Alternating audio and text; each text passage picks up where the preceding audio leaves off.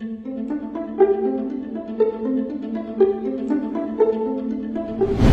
90-an, terjadi peristiwa yang menggemparkan dunia di Afrika. Dunia saat itu gempar dengan berita besar. Seorang bayi berumur 2 bulan dari keluarga Katolik di daratan Afrika yang menolak dibaptis. Ia dilahirkan di kota Arusha, Tanzania.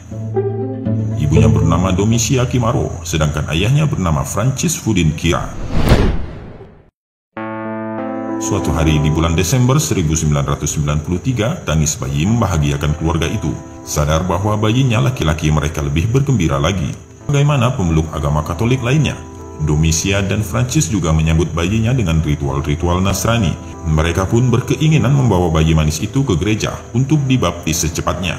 Tidak ada yang aneh saat mereka melangkah ke gereja. Namun ketika mereka hampir memasuki altar gereja, mereka dikejutkan dengan suara yang aneh. Ternyata suara itu adalah suara bayi mereka. Mama, asini baptis.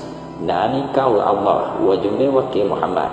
Ibu, tolong jangan baptis saya. Saya adalah orang yang beriman kepada Allah dan Rasulnya Muhammad.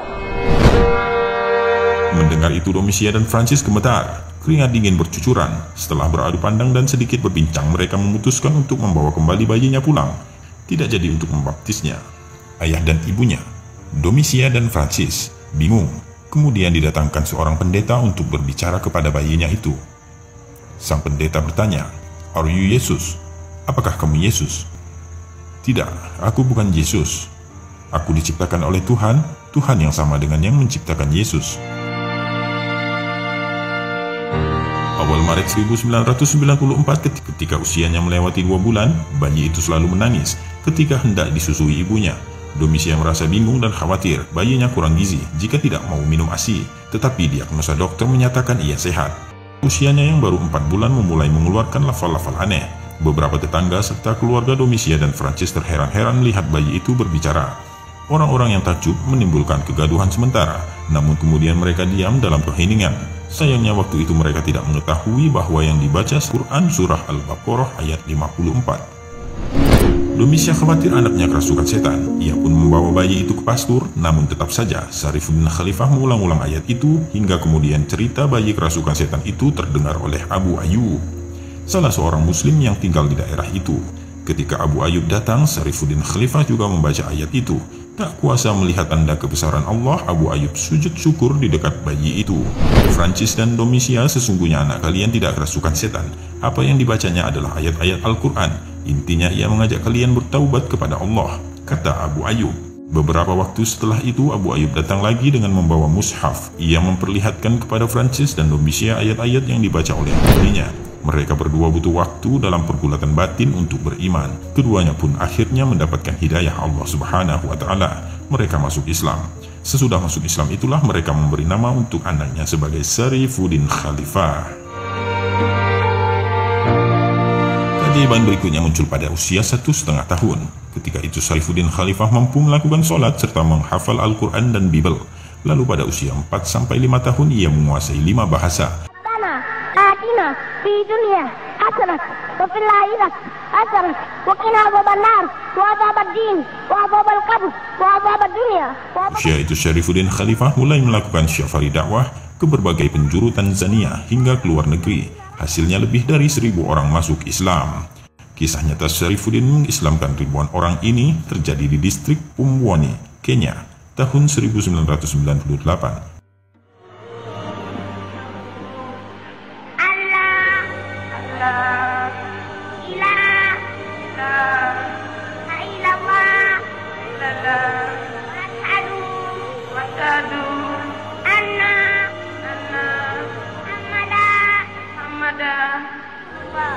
Ribuan orang telah berkumpul di lapangan untuk melihat bocah ajaib ini.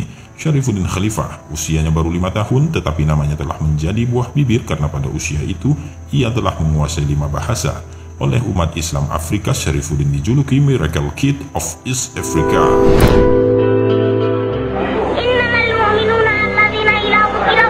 Perjalanannya ke Kenya saat itu merupakan bagian dari rangkaian syafari dakwah ke luar negeri. Sebelum itu, ia telah berdakwah hampir di seluruh kota di negaranya Tanzania. Masyarakat Kenya mengetahui keajaiban Syarifuddin dari mulut ke mulut. Beberapa waktu kemudian, sei kecil yang mereka nantikan akhirnya tiba. Ia datang dengan pengawalan ketat layaknya seorang presiden. Ribuan orang yang menanti Syarifuddin Khalifah rupanya bukan hanya orang Muslim. Tak sedikit orang-orang Kristen yang ikut hadir karena rasa penasaran mereka. Mungkin juga karena mereka mendengar bahwa bocah ajaib itu dilahirkan dari keluarga Katolik, tetapi hafal Al-Quran pada usia 1,5 tahun. Mereka ingin melihat Syarifuddin Khalifah secara langsung. Wajar jika anak kecil itu memiliki wajah yang manis, tetapi bukan hanya manis. Ada kewibawaan dan ketenangan yang membuat orang-orang Kenya takjub dengannya, mengalahkan kedewasaan orang-orang dewasa. Bahasa Arabnya yang sangat fasih diakui oleh para ulama yang hadir pada kesempatan itu. Hadirin benar-benar takjub, bukan hanya kagum dengan kemampuan berceramah, tetapi juga dengan isi ceramahnya yang membuka mata hati orang-orang Kristen yang hadir pada saat itu. Ada seberkas cahaya hidayah yang masuk dan menyelusup ke jantung nurani mereka. Selain pandai menggunakan ayat-ayat Al-Quran, sesekali Syarifuddin juga mengutip kitab suci agama lain, membuat pendengarnya terbawa untuk memeriksa kembali kebenaran teks ajaran dan keyakinannya selama ini. Begitu ceramah usai, orang-orang Kristen mengajak dialog bocah ajaib itu. Syarifuddin melayani mereka dengan baik. Mereka bertanya tentang Islam, Kristen, dan kitab-kitab terdahulu.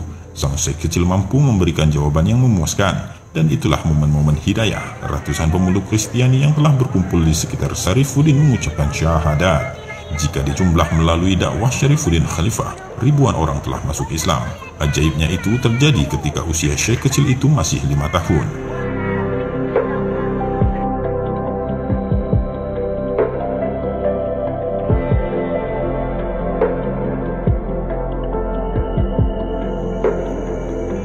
Mungkin Anda akan terheran-heran, bahkan tidak percaya jika ada orang yang bilang bahwa di zaman modern ini ada seorang anak dari keluarga non-muslim yang hafal Al-Quran dan bisa sholat pada umur 1,5 tahun, menguasai 5 bahasa asing pada usia 5 tahun, dan telah mengislamkan lebih dari 1.000 orang pada usia yang sama. Tapi begitulah kenyataannya, dan karena ia disebut sebagai bocah ajaib, sebuah tanda kebesaran Allah Subhanahu wa Ta'ala. Sekarang bayi itu sudah remaja. Para ulama dan habaib sangat mendukung dakwah Syekh Syarifuddin Khalifah. Bahkan ulama besar seperti Al-Habib Ali Al-Jufri pun rela meluangkan waktunya untuk bertemu anak ajaib yang kini telah remaja dan berjuang dalam Islam. Allahu Akbar.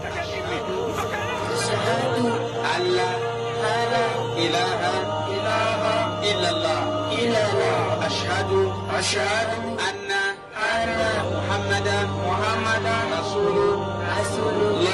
Tunatamka kwa ulimi na tunakubali kwa roho yetu, hakuna mola